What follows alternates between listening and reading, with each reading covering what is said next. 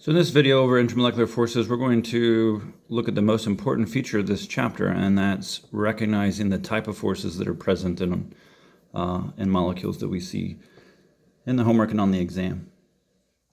So the most important feature of this particular slide here is that all molecules have London forces. It's kind of like the nursery rhyme, London Bridge is falling down, and that's because all molecules have electrons, and those electrons can kind of fall down in a sense.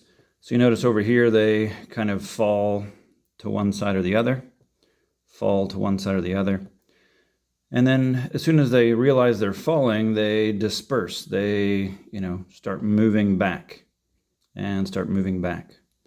So this kind of laziness of electrons to kind of congregate on one side or the other is kind of like a snow globe. In snow globes, the snowflakes kind of drift around depending on where gravity pulls them.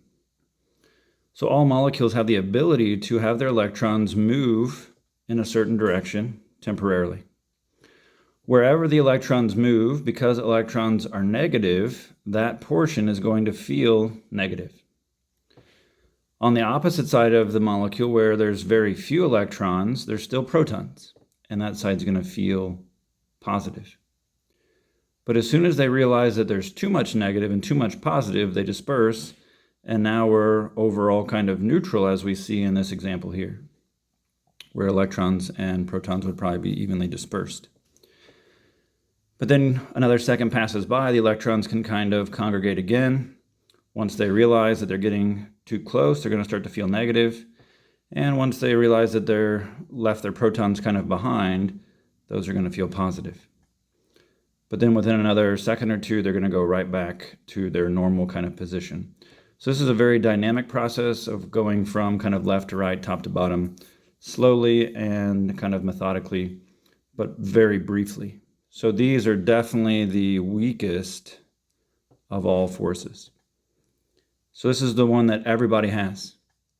The only time that we really need to worry about it is for nonpolar molecules. If you're nonpolar, remember that's less than 0.5 in electronegativity difference. So that same definition we used on the previous exam, we're going to use again for this entire chapter to realize who has strong glue and who has weak glue. And in this case, who has London forces, and that's everybody. But in particular, it's nonpolar molecules because that's all they have. They're not going to go any stronger, any higher in this hierarchy of intermolecular forces. So here we can see methane. If we looked at methane's electronegativity, we could predict this because if you look at carbon and electronegativity, that's a 2.5. Hydrogen is a 2.1. And we said hydrocarbons are never polar because their difference is always going to be a 0.4. So it's no surprise that methane is nonpolar. If you're nonpolar, dispersion forces is all you have. So if you notice the electrons here, we have 10. We have 10 because carbon has 6, and there's 4 hydrogens, each with 1. So those 10 little electrons are like 10 little snowflakes. And those snowflakes can congregate to one side or the other. Wherever they congregate, that side feels negative. Wherever they're not, that feels partially positive. So the partial negative of one molecule can attract the partial positive of another molecule. This ability to have this attraction to where the electrons are over here and where the electrons aren't over here, that's a positive-negative interaction. That's kind of like a magnet. It's kind of like glue. So in that glued kind of process, no different than over here, notice this empty side, it's going to feel mostly positive because that's where the protons are. But since the electrons are over on this side's going to feel partially negative.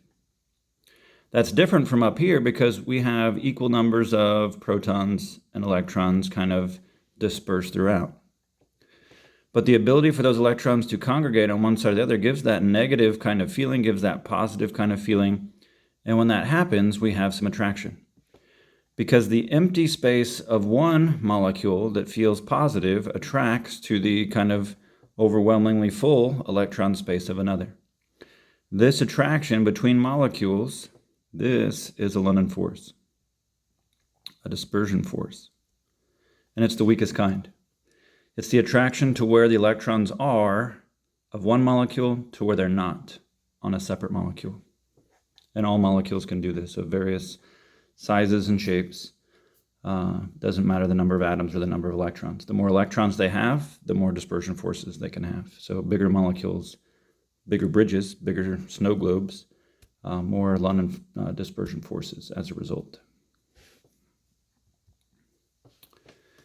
As we creep up to a stronger type of glue, we get to dipole forces.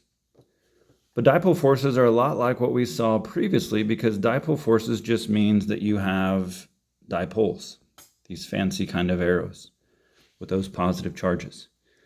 We would only draw those dipoles if we were a polar molecule. And if we're a polar molecule, we should be able to use that definition of 0.5 or larger in electronegativity to recognize when these can exist and when they can't. So nonpolar molecules don't have dipoles, so they're not going to have dipole forces. If we look at the examples here, acetone has a dipole between carbon and oxygen. That's because carbon has a 2.5 electronegativity and oxygen has a 3.5 electronegativity. That dipole has a value of 1.0, and it's in the direction of oxygen. So because oxygen is most electronegative, notice oxygen feels negative. That partial negative charge is there. And you can also see on the opposite side, carbon is electropositive because it's getting bullied. So that partial positive charge on carbon. So this means that the positive of another acetone molecule can attract the negative of an opposite acetone molecule, of a different acetone molecule. So because this carbon is positive, it's going to attract the negative of a separate molecule. No different than if we were to say, here's another negative feeling oxygen. It's going to want to attract an additional positive on another acetone molecule.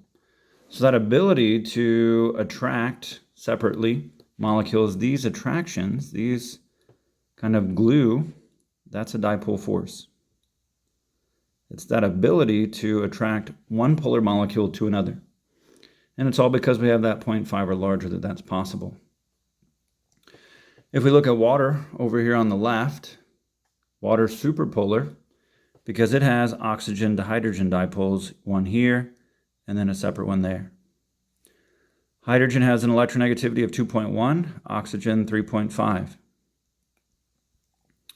So even though those dipoles work together because of oxygen's bent shape, what's important is the oxygen itself is the most electronegative. So it feels negative. And then these hydrogens that are getting bullied, they're the ones that are feeling positive. And if we just look at water versus acetone, we can see that this molecule would be pretty soluble in water, and that's because there's an attraction from a negative atom to a positive atom. And specifically, when you have polarity of this type on water, we actually get to a better type of dipole force called hydrogen bonding in the next slide. So water has what we call a super dipole force. It actually has a specific name called hydrogen bonding, which is unfortunate because most people then think that this bond from hydrogen to oxygen or this bond from hydrogen to oxygen is hydrogen bonding. That's not the case. That's a polar covalent bond. Remember, this chapter is intermolecular forces. Hydrogen bonding would be this attraction between one water molecule and another. Because what's really happening is we have these negative feeling oxygen atoms are going to be attracting these positive hydrogen atoms. So this is hydrogen bonding and this is hydrogen bonding. The oxygen over here, it's going to do that exact same thing with another water molecule. So both acetone and water have dipoles. It's just that water has a stronger dipole at 1.4 than acetone at 1.0. So hydrogen bonding is really just super dipole forces, so it's kind of like super glue in the end. And we can see that because it takes 56 degrees in order to break apart acetone, which has a mass of 58 grams. Water has a mass of 18 grams, yet it melts at 100 degrees. If it melts at 100 degrees, that's almost twice that of acetone, even though it's about 3 times smaller.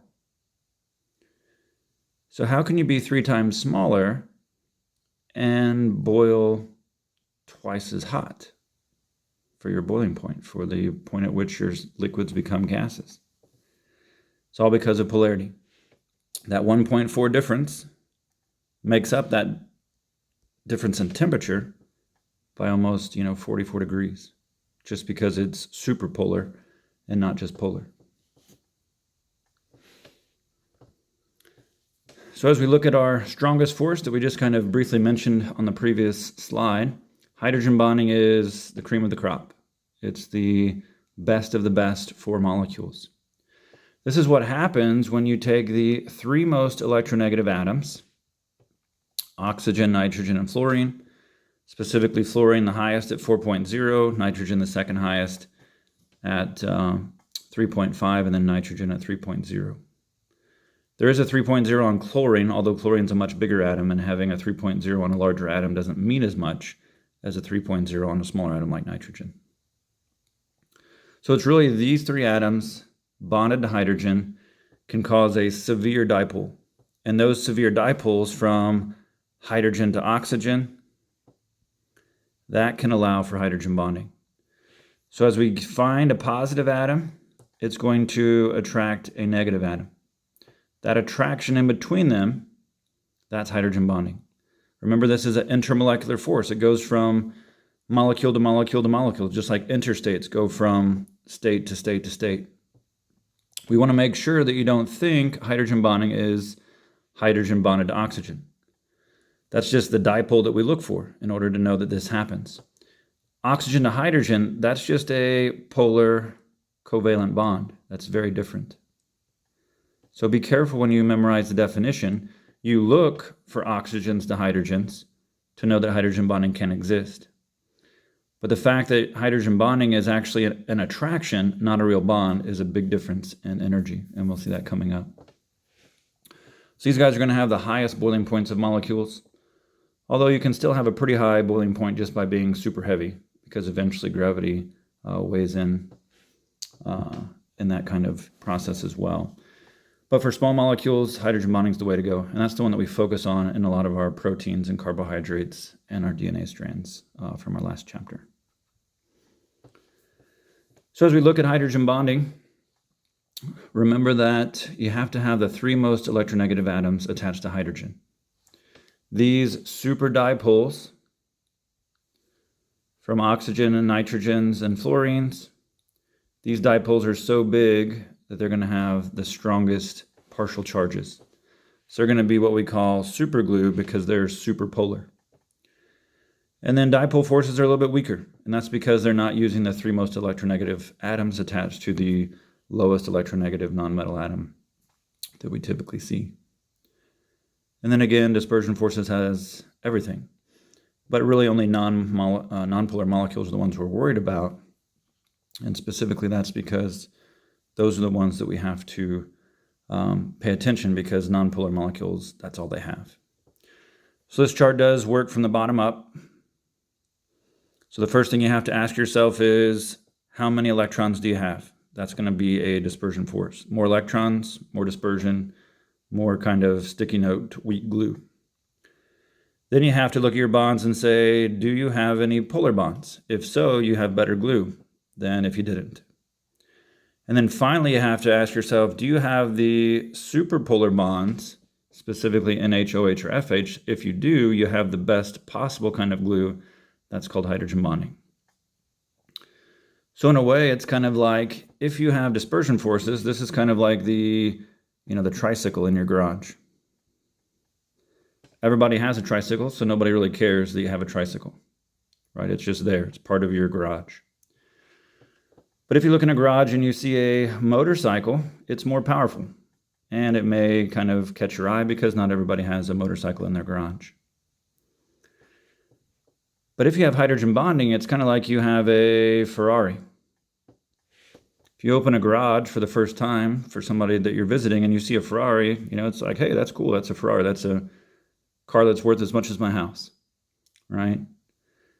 So the idea that this Ferrari is there is because it has the Ferrari of forces. So look for nonpolar versus polar versus superpolar to get a good handle on this particular chapter. As we start to recognize hydrogen bonding a little bit more intimately, realize that it's only about 4% the strength of a covalent bond. So the biggest problem students have is they think the O to H bond is hydrogen bonding. That's how we recognize hydrogen bonding can exist. This bond is worth 400 kilojoules. Hydrogen bonding, the attraction between molecules, that's worth 16 kilojoules. So 16 of 400 is 4%. So if you think hydrogen bonding is oxygen bonded to hydrogen, you're only about 4% correct, and that's terrible. That's like comparing an apple to a tank. They're completely different on completely different levels. So glue is weak. 16 is weak. Dipole forces are about 8. That's even half as weak as a hydrogen bonding force. And dispersion forces are only about 1. So as we compare 400 of the real bonds from the previous exam to the attractions of 16, or the dipoles that can go up to about 8, to dispersion that goes down to about 1, that should give you a hierarchy of, sure, hydrogen bonding is strong for glue. Dipole forces are about half as weak. And hydrogen bonding is about 16 times stronger than dispersion forces alone. But still, 16 is nowhere close to the 400 kilojoules it is in order to snap a bond. So breaking bonds is tough. Breaking glue is pretty easy. That's the take-home message for this particular slide. So we're going to come back in a separate video and do a little bit of practice.